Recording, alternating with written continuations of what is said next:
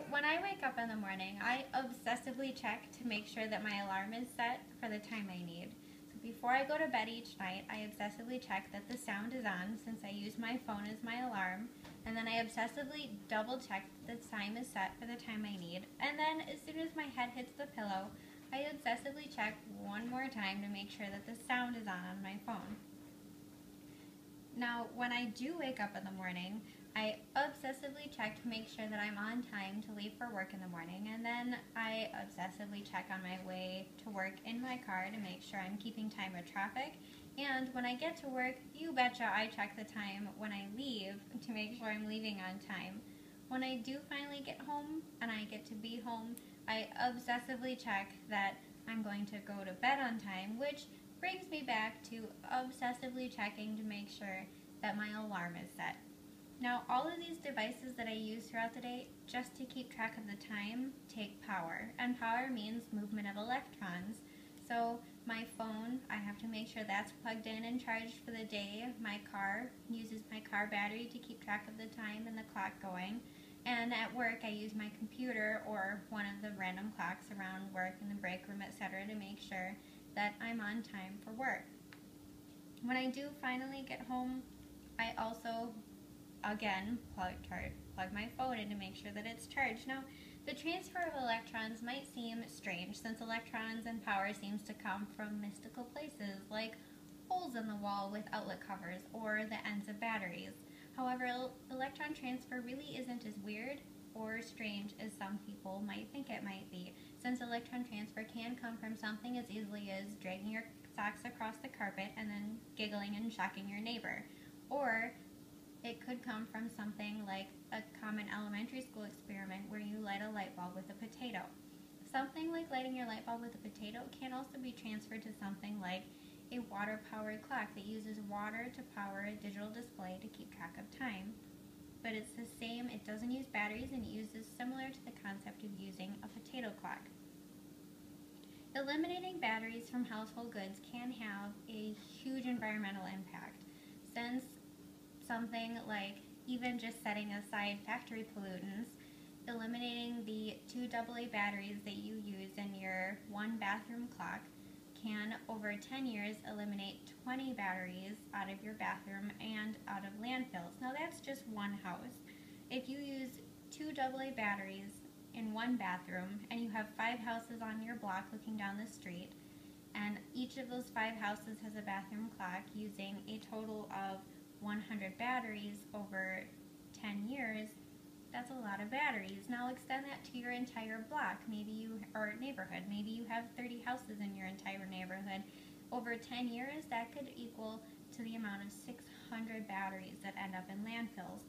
600 batteries in a society that is used to really big numbers might not sound like that much, but each battery is about 2 inches long, so 600 batteries at 2 inches long ends up being about 100 feet that takes space in landfills. That's just for one neighborhood in one city and an entire world that uses batteries.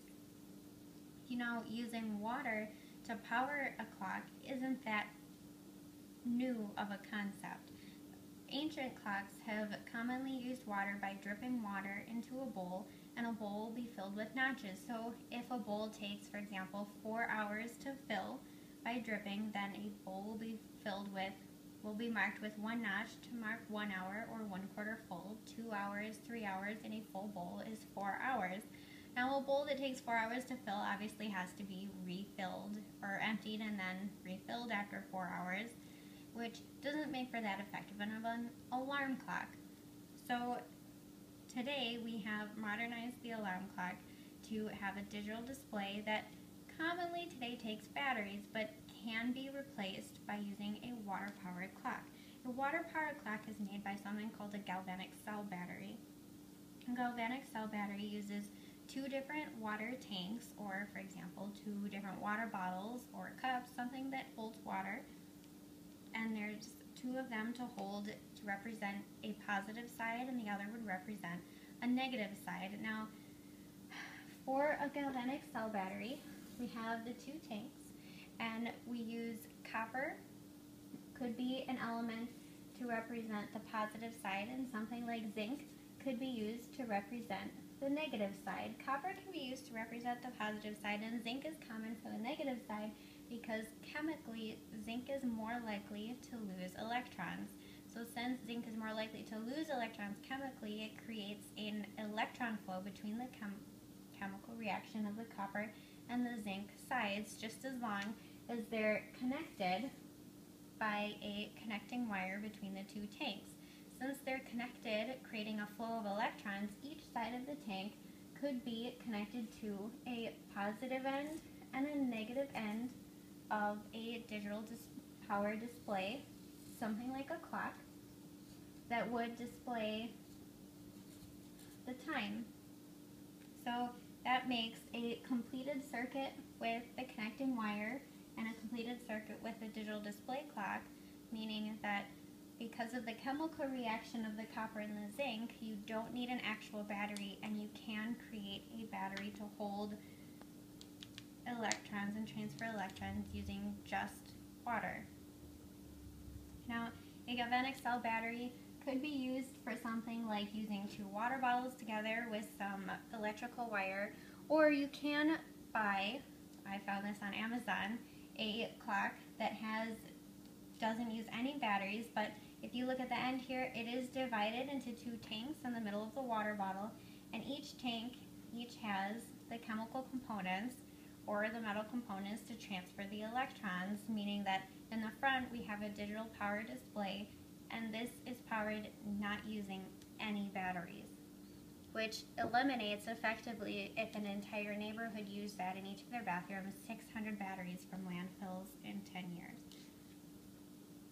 Now, a water bottle, if you did make it using at-home supplies, obviously isn't the best bathroom decor, especially if you have little kids in your house. But you can buy consumer or commercial products through Amazon or wherever you might find online supplies, meaning that it is possible to effectively eliminate batteries in common household supplies and replace those batteries using water and just the chemical components like copper and zinc. It is important to note that in an urban and modernized society, especially since we have urbanized much more compared to even just 100 years ago, that we do note that each device that we use has CO2 emissions, which has a huge environmentally negative impact on the environment. Transferring our power to something like water power, solar power, wind power can have a better positive impact on the environment. And even if it's something small like just replacing your bathroom clock, can be effectively overall good for humanity.